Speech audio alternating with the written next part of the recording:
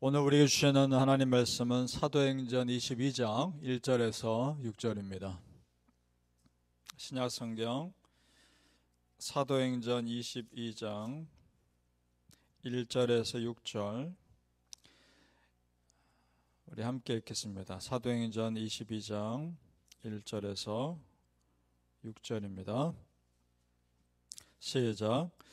부형들아, 내가 지금 여러분 앞에서 변명하는 말을 들으라.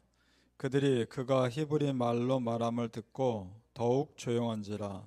이에 이어 이르되, 나는 유대인으로 길리기아 다소에서 났고 이 성에서 자라 가말리엘의 문화에서 우리 조상들의 율법의 엄한 교훈을 받았고 오늘 너희 모든 사람처럼 하나님께 대하여 열심히 있는 자라.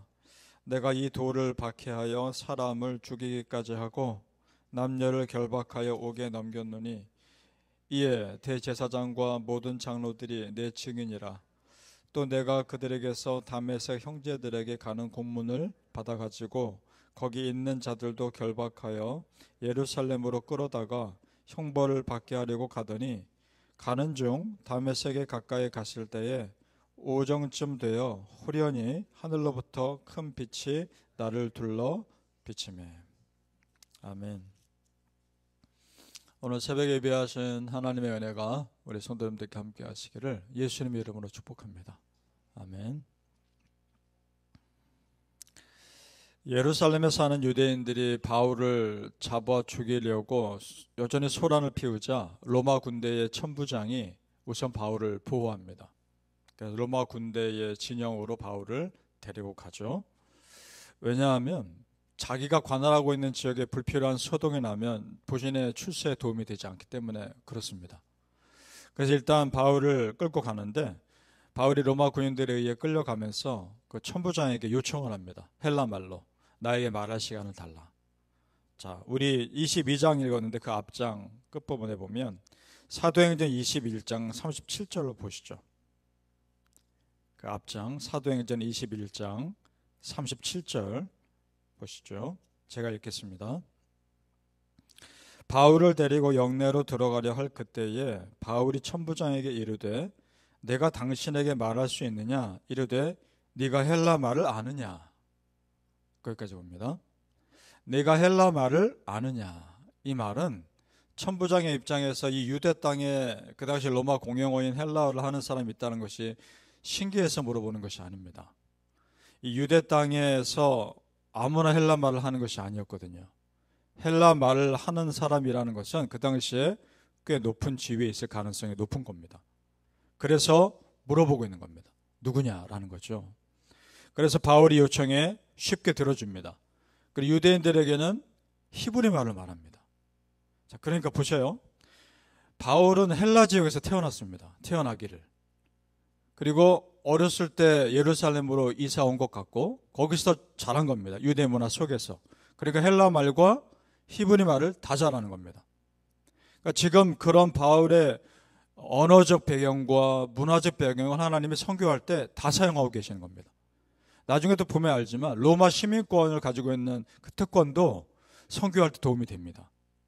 자, 그러니까 보세요. 지금 내가 겪는 모든 경험들과 내 삶의 배경들이 앞으로 하나님 나라 위에 쓰이는 재료들이 될 수 있는 겁니다. 따라 성도님들, 지금 여러분에게 주어진 삶에 최선을 다하시고 순간순간 분별하셔서 여러분의 삶이 하나님을 위해 쓰이는 그런 삶 되시길 축복합니다. 아멘. 자, 바울이 자신을 변호하면서 이전에 자기가 어떤 사람인지를 먼저 설명합니다. 히브리 말로 설명하니까 사람들이 집중해서 듣죠. 자, 3절을 우리 다시 한번 읽어볼까요? 사도행전 22장 3절입니다. 시작. 나는 유대인으로 길리기아 다소에서 났고 이 성에서 자라 가말리엘의 문화에서 우리 조상들의 율법의 엄한 교훈을 받았고 오늘 너희 모든 사람처럼 하나님께 대하여 열심히 있는 자라. 자, 일부러 이 말하고 있는 겁니다. 나는 다소에서 태어났다. 이방 땅에서 태어났다. 그러니까 이방 사람들이 가는 게 나한테는 익숙한 거다. 그런 얘기고. 예루살렘에서 자랐다. 나도 유대 문화 속에 자란 사람이다. 유대인이다. 그리고 율법으로는 가말리엘 밑에서 공부했고, 그 당시 유대인들에게 가말리엘 밑에서 공부했다라는 말을 딱 들으면 이 사람 철저한 율법적인 사람이구나, 공부 제대로 한 사람이구나 딱 알았을 겁니다. 그리고 자신도 다른 유대인들처럼 율법에 열심히 있고 하나님께 열심히 있는 사람이다. 나도 하나님 사랑하는 사람이다. 그 말을 하고 있는 겁니다. 그러니까 바울이 율법을 무시한다, 율법을 폐하려 한다, 이 말들이 헛된 소문이다. 그 말하고 있는 겁니다. 심지어 자신이 이전에 예수 믿기 전에 예수 믿는 자 잡아다가 죽이는 사람이었고 핍박하는데 앞장섰던 사람이라는 것을 지금 일부러 또 얘기합니다. 그것을 대제사장들과 장로들도 증인이다 말하고 있습니다.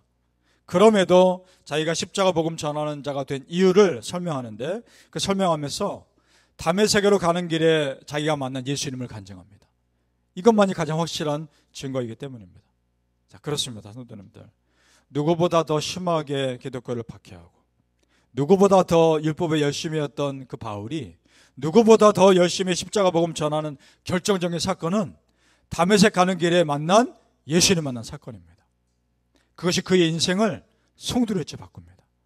자, 그럼 성도님들 묻습니다. 여러분의 인생에 지금 여러분이 예수님의 사람이 된 경험이 있습니까? 지금 저는 여러분에게 바울처럼 어떤 특별한 기적을 체험했느냐를 물어보는 것이 아닙니다. 모태신앙이어도 상관없습니다. 모태신앙이어도 내가 예수님을 나의 예수님으로 받아들인 인격적인 사건이 있냔 말입니다. 지금 내가 예수님을 진실하게 믿는 사람이라면 누구나 그런 순간들이 있습니다. 자, 그런 은혜의 순간들이 내 믿음을 지키는 힘입니다. 믿습니까? 예를 들어 바울이 지금까지 자기를 죽이려는 수많은 공격으로부터 버틸 수 있었던 힘, 그리고 지금 예루살렘에서도 자기를 모함하며 죽이려는 사람들 앞에서 흔들리지 않을 수 있는 힘, 그것은 바울과 예수님만이 아는 인격적인 교제가 있기 때문입니다. 바울이 단순히 다메섹에서 특별한 영적 체험을 했기 때문에 이렇게 흔들리지 않는 것이 아닙니다. 그 이후에 아라비아로 갔을 때 하나님과의 깊은 교제, 선교하는 순간순간 쌓이고 쌓인 기도의 순간들, 그것들이 다 쌓여서 지금의 바울을 있게 만든 겁니다. 그래서 그가 고린도전서 15장 10절에 이런 고백을 합니다. 그러나 내가 나 된 것은 하나님의 은혜로 된 것이니 내게 주신 그의 은혜가 헛되지 아니하여 내 모든 사도보다 더 많이 수고하였으나 내가 한 것이 아니요 오직 나와 함께 하신 하나님의 은혜로라. 아멘. 나의 나 된 것은 하나님의 은혜로라. 여러분 그렇게 고백할 수 있습니까? 바라기는 우리 성도님들, 하나님 앞에서 여러분의 진실한 믿음의 순간들이 쌓이고 쌓여서 하나님께 영광 돌리는 삶을 정말 살아가시기를 예수님의 이름으로 축복합니다. 아멘. 바울은 자신이 예수 믿는 사람에 대한 결정적인 사건을 자세하게 설명합니다. 다메섹 사건을 설명하는데 호련히 하늘로부터 큰 빛이 자기를 둘러 비친 겁니다. 그리고 그곳에서 소리가 납니다. 그런데 다른 사람들은 빛을 보면서도 소리는 못 듣더라. 그 간증을 합니다. 자, 7절에서 9절입니다. 읽어보죠. 사도행전 22장 7절에서 9절 같이 읽습니다. 시작. 내가 땅에 엎드러져 들으니 소리 있어 이르되 사울아 사울아 네가 왜 나를 박해하느냐 하시거늘 내가 대답하되 주님 누구시니까 하니 이르시되 나는 내가 박해하는 나사렛 예수라 하시더라. 나와 함께 있는 사람들이 빛은 보면서도 나에게 말씀하시는 이의 소리는 듣지 못하더라. 자, 바울은 예수 믿는 자들 잡아다가 박해하는 거라 자기는 생각했는데 나중에 알고 보니까 그것이 예수님 박해하는 것이더라 라는 겁니다. 이것이 우리에게 도전이 되죠. 그러면 여러분, 내가 믿는 자 한 사람에게 한 것이 예수님에게 한 것이죠. 믿습니까? 그러니까 우리는 믿지 않는 자들에게도 물론 잘해야겠지만 믿는 자들에게는 더 잘해야 되는 겁니다. 그 뒤에 예수님이 계시기 때문에. 이것이 도전입니다. 이것도 어떤 말씀이냐 하면 유대인들이 박해하는 크리스천들도 하나님 믿지 않습니까? 그들도 예수님 믿지만 동시에 그들도 하나님 믿지 않습니까? 그러면 똑같은 형제들이 형제를 괴롭히는 거 아닙니까? 그런 메시지이기도 합니다. 그리고 그 예수님이 자신에게 강권적으로 나타나셔서 자기의 삶의 방향을 완전히 바꾸셨다라고 간증합니다. 그런데 여러분 생각해 보세요. 지금 예수 믿는 우리에게는 바울이 이 간증이 은혜고 도전이지만 유대인들에게는 어떻게 들렸겠습니까? 있을 수 없는 허황된 얘기를 하는 것처럼 들리지 않았겠습니까? 왜냐? 그들은 들을 귀가 없으니까. 들을 귀 없는 자들에게 이 말은 바울을 공격할 빌미밖에 안 되는 겁니다. 그러니까 유대는 지금 바울이 무슨 말을 하든지 안 듣는 겁니다. 왜냐? 그들에게 바울은 더 이상 자기 편이 아니니까. 자, 여러분 중요합니다. 저를 보세요. 굉장히 영적인 일입니다. 이것은 굉장히 영적인 사건입니다. 내가 아무리 설득하는 말을 해도요, 논리로 사람을 설득하는 것이 아닙니다. 그 사람이 어떻게 반응하느냐, 예수님께 속해 있느냐 그렇지 않느냐에 따라 반응이 달라지는 겁니다. 그 사람이 예수님께 속해 있는 사람이면 내 말이 설득이 됩니다. 믿음으로 설득하면. 예수님께 속해 있지 않으면 무슨 말을 해도 설득이 안 되는 겁니다. 영적인 겁니다. 그러니까 성령님이 만져줘야 그들의 굳은 마음이 깨어지는 겁니다. 결국 정말 기도밖에 없습니다. 계속해서 말씀드리지만 기도밖에 없습니다. 그러니까 성도님들 이런 겁니다. 나로서는 할 수 있는 복음을 전하는 게 맞죠. 할 수 있는 복음 전해야 합니다. 그러나 이것은 영적인 싸움이라는 겁니다.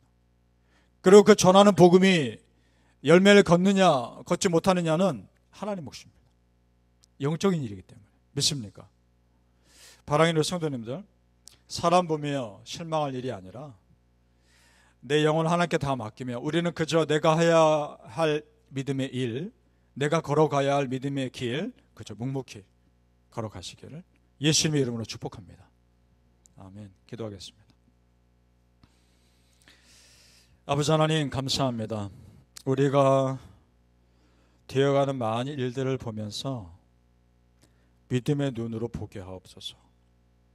되어가는 일이 단순히 사람들의 일이 아니라 영적인 일임을 깨닫게 해주시고 잘 분별해 가면서 내 삶이 하나님 나라를 위해 쓰임받는 재료가 되게 하옵소서. 끊임없이 우리를 어지럽히며 우리를 무너뜨리는 그 저 사단의 공격 앞에서 말씀으로 서게 해주시고 기도로 오로지 분별하게 하시고 내가 정말 하나님 믿는 자로 든든히 서서 내 삶의 순간순간들이 하나님께 쓰임받는 은혜의 순간들이 되게 하옵소서.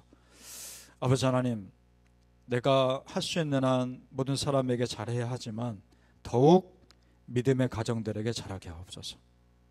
그들을 사랑하시는 예수님이 계시기에 내가 더욱 믿음의 사람들에게 잘하게 하옵소서. 그래서 네가 왜 나를 박해하느냐라는 말을 듣지 않게 하옵소서.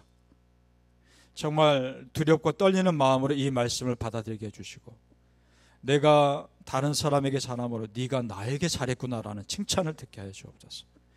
무심코 누군가에게 선을 베풀었더니 나중에 알고 봤더니 그것이 하나님께 베푸는 선함이 될 수 있게 도와주옵소서. 참 매 순간 깨어있어 그렇게 분별하게 하시고 우리가 가야 할 믿음의 길, 내가 해야 할 믿음의 일 묵묵히 감당하게 하여 주시옵소서. 감사하며 예수님 이름으로 기도합나이다. 아멘.